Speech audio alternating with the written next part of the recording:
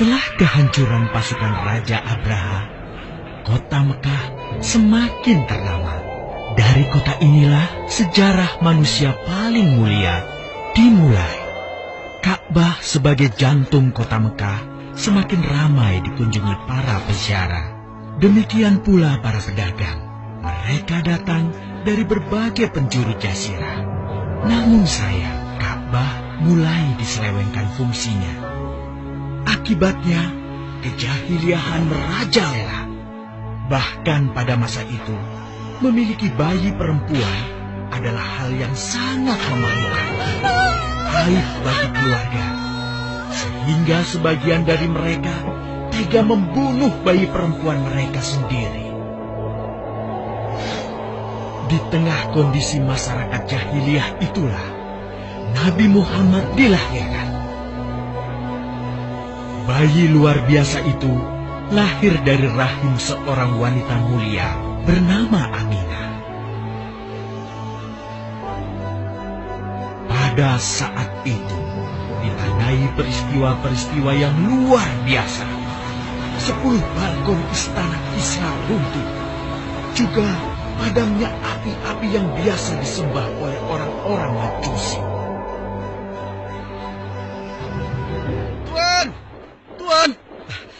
Tuan Abdul Muthalib, ada kabar gembira. Kabar gembira? Kabar gembira? Kabar gembira apa? Tuan, cucu Anda telah lahir. Benarkah? Laki-laki atau perempuan? Laki-laki, Tuan. Subhanallah. Alhamdulillah. Allahu Akbar. Kalau begitu aku ingin segera melihatnya. Mari, Tuan. Setelah mendengar itu, Abdul Muthalib bergegas menuju ke rumah Aminah.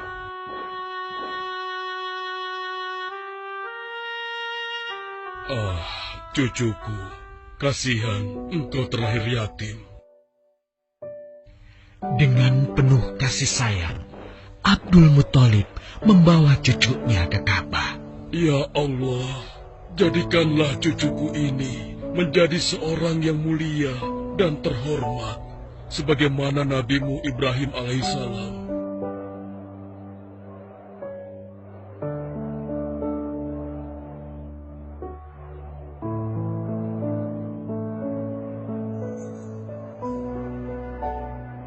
Siapa namanya, Ayah? Muhammad. Muhammad? Iya, aku akan menamainya Muhammad. Artinya yang terpuji. Kehadiran Muhammad kecil sungguh memberi kebahagiaan. Tidak hanya bagi keluarga Bani Hashim. Bahkan seluruh kabilah suku Quraisy menyambutnya dengan sukacita. Kemudian Abdul Muthalib mencarikan ibu susu bagi Muhammad kecil. Kita sudah berhari-hari mencari anak susuan, yang dari situ kita akan mendapatkan imbalan yang cukup. Namun hingga saat ini, belum juga kita dapatkan. Ya, istriku, aku mengerti. Apa kita terima saja bayi yatim itu? Muhammad maksudmu? Iya, cucu dari Abdul Muthalib. Kasihan dia. Hampir semua teman-teman dari rombongan kita tidak ada yang mau menyusuinya. Karena tidak ada harapan untuk mendapatkan imbalannya dari ayah bayi itu. Betul juga engkau, istriku. Kasihan anak itu. Aku mendukungmu jika engkau susui dia. Mudah-mudahan Allah memberikan keberkahan bagi kita. Halimah segera mendatangi Abdul Muthalib. Dia bersedia untuk menjadi ibu susu dan pengasuh bagi Muhammad kecil. Betapa gembira Abdul Muthalib mendengarnya. Halimah dari Bani Sa'ad itu akhirnya dipercaya Abdul Muthalib untuk mengasuh cucunya 2 tahun lamanya. Ayo istriku, kita berangkat sekarang. Sebentar lagi suamiku. Insya Allah kita berangkat sampai anak ini kenyang. Kalau begitu, aku lanjutkan berkemas-kemas dahulu. Hah? Ada apa, suamiku? Lihat, unta dan keledai kita. Mereka demikian sehat, tidak seperti sebelumnya. Subhanallah. Betul, suamiku. Tidak seperti kemarin. Demi Allah, kau tidak salah memilih istriku. Kau telah mengambil anak yang dipenuhi dengan barokah. Allah melimpahkan keberkahan atas Halimah dan suaminya. Mereka pulang ke kampung Bani Sa'ad dengan penuh rasa syukur. 2 tahun berlalu sudah. Tugas Halimatus Sya'diyah sesungguhnya telah usai. Saatnya Muhammad kecil harus dikembalikan kepada ibunya. Terima kasih, Halimah. Engkau telah merawat anakku dengan baik selama 2 tahun. Tidak ada yang bisa kuberikan, kecuali aku berdoa. Semoga Allah memberkahi engkau dan keluargamu. Amin. Saya juga bersyukur diberikan kepercayaan dan kesempatan merawat anakmu, wahai Ibu Aminah. Namun, begini Bu, mohon maaf. Kalau boleh, izinkan aku merawat Muhammad lebih lama lagi. Aku masih sangat sayang padanya. Baiklah, kalau begitu aku setuju dengan usulmu. Bawa dan rawatlah Muhammad sebagaimana dia anakmu sendiri. Terima kasih, Ibu. Terima kasih. Begitulah, Muhammad kecil kembali ke tengah-tengah Bani Sa'ad. Ia tumbuh menjadi anak yang memiliki banyak teman. Karena kemuliaan akhlaknya. Tatkala berusia sekitar 4 tahun, terjadilah suatu peristiwa. Muhammad, Bu! Muhammad! Muhammad? Kenapa Muhammad? Muhammad dibawa orang. Hah? Dibawa orang? Diculik? Coba ceritakan. Ketika kami tengah bermain, tiba-tiba ada orang dewasa datang. Dia langsung membawa pergi Muhammad dan membunuhnya. Hah? Membunuhnya? Ya Allah, di mana? Di mana? Antarkan ibu ke sana. Dengan perasaan cemas, Halimah bergegas menuju tempat itu. Dan dilihatnya, Muhammad kecil tengah terduduk. Muhammad, apa yang terjadi denganmu? Dengan sangat tenang dan jelas, Muhammad kecil menceritakan apa yang telah terjadi. Bahwa seseorang telah membelah dadanya, mengambil hatinya, kemudian mencucinya dan mengembalikannya lagi ke tempatnya semula. Maka sesungguhnya yang datang itu adalah malaikat Jibril. Dia ditugaskan Allah untuk mencuci hati Rasulullah sehingga bersih dari segala kecenderungan setan. Subhanallah, sungguh anak ini bukanlah anak sembarangan. Sebaiknya aku kembalikan saja kepada ibunya. Peristiwa itu membuat Halimah sangat khawatir. Maka bergegaslah Halimah mengembalikan Muhammad kecil kepada ibunya. Menginjak usia yang ke-6 tahun, Muhammad kecil diajak ibunya untuk berziarah ke makam ayahnya, Abdullah di Yathrib. Dalam perjalanan pulang kembali ke kota Mekah, Aminah pun jatuh sakit. Dari hari ke hari, tubuhnya semakin melemah. Hingga di sebuah kota bernama Abwa, letaknya antara Mekah dan Yathrib, Aminah meninggal di sana.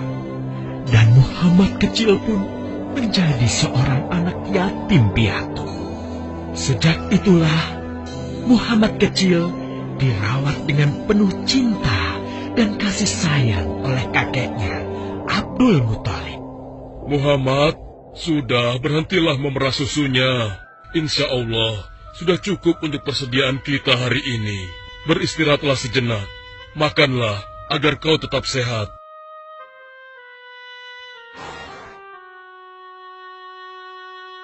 Ya Allah, betapa mulia akhlak cucuku ini.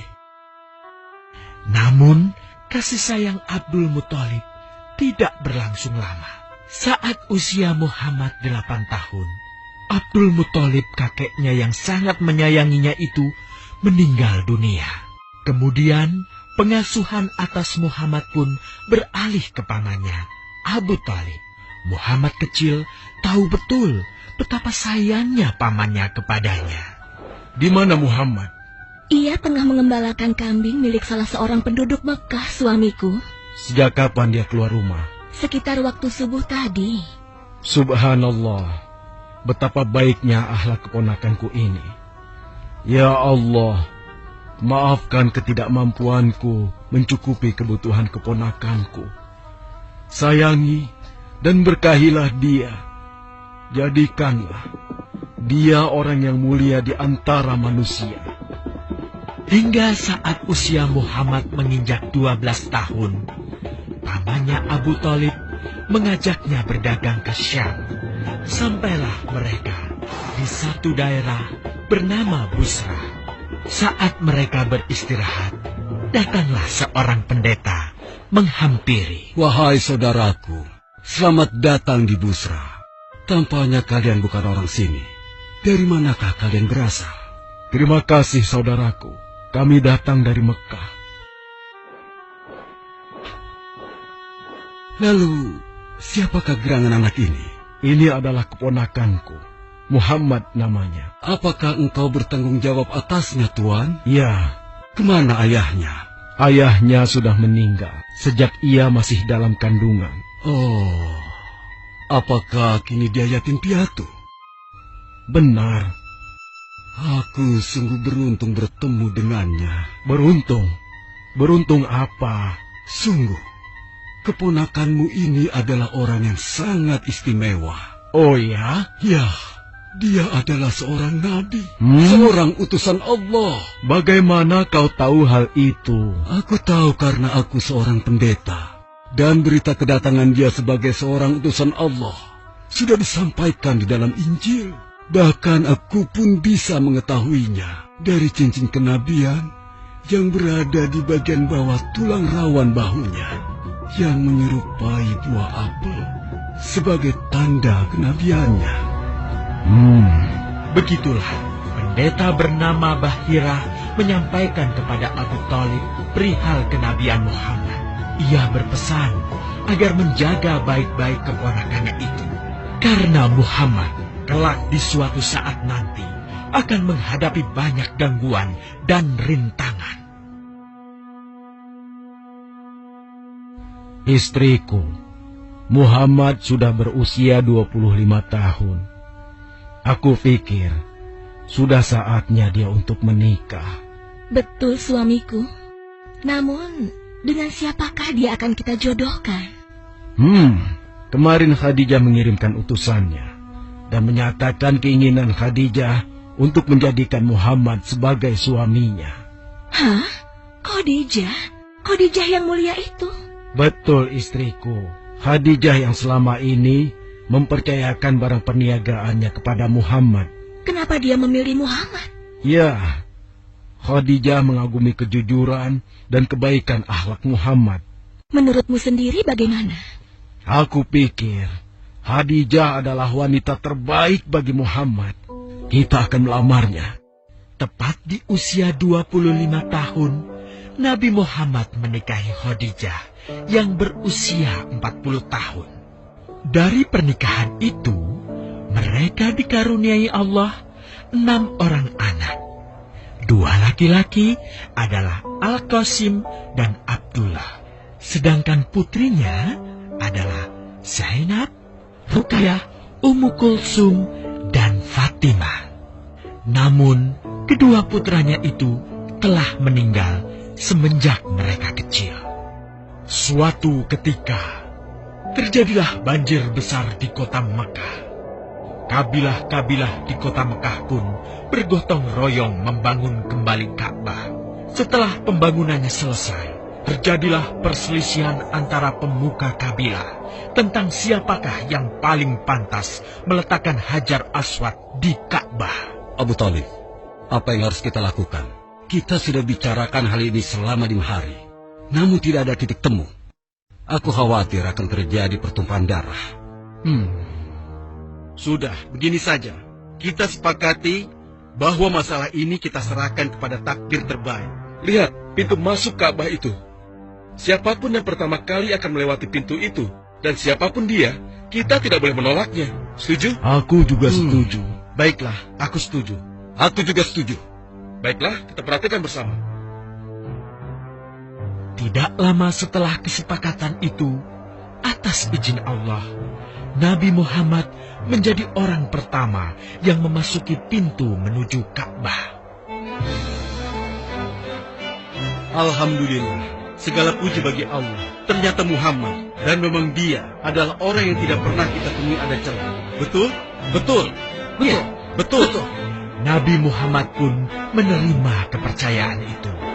Dengan kebijaksanaannya, Nabi Muhammad meminta sehelai kain, lalu meletakkan Hajar Aswad di atasnya. Nabi Muhammad mempersilahkan seluruh pemuka kabilah untuk memegang ujung-ujungnya dan mengangkatnya secara bersama-sama. Setelah sampai pada sudut Ka'bah, giliran Nabi Muhammad meletakkan Hajar Aswad di tempatnya semula. Terhindarlah perpecahan di kota Mekah. Meskipun demikian, kegelisahan masih terus menggelayuti hati Nabi Muhammad. Kejahiliahan ada di mana-mana. Kezaliman dan kemaksiatan terus berlangsung. Ia tak habis pikir. Nabi Muhammad mulai merenung dan menyendiri untuk menghindar dari perilaku jahiliyah. Nabi Muhammad memilih tempat di sebuah goa di atas bukit sekitar Mekah. Goa Hiro. Dari mulut goa itulah Nabi Muhammad bisa memandangi kota Mekah yang dicintainya dengan pandangan yang lebih luas. Hingga suatu ketika, sesuatu yang tidak pernah terbayangkan sebelumnya terjadi. Tiba-tiba, goa itu menjadi terang benderang. Kemanapun arah mata melihat, di sanalah cahaya itu ada. Itulah malaikat Jibril. Jibril berkata, "Bacalah."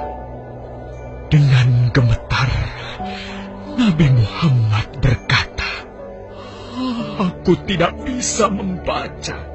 Malaikat Jibril lantas merangkul Nabi Muhammad SAW dengan kuat hingga nafas beliau sesak.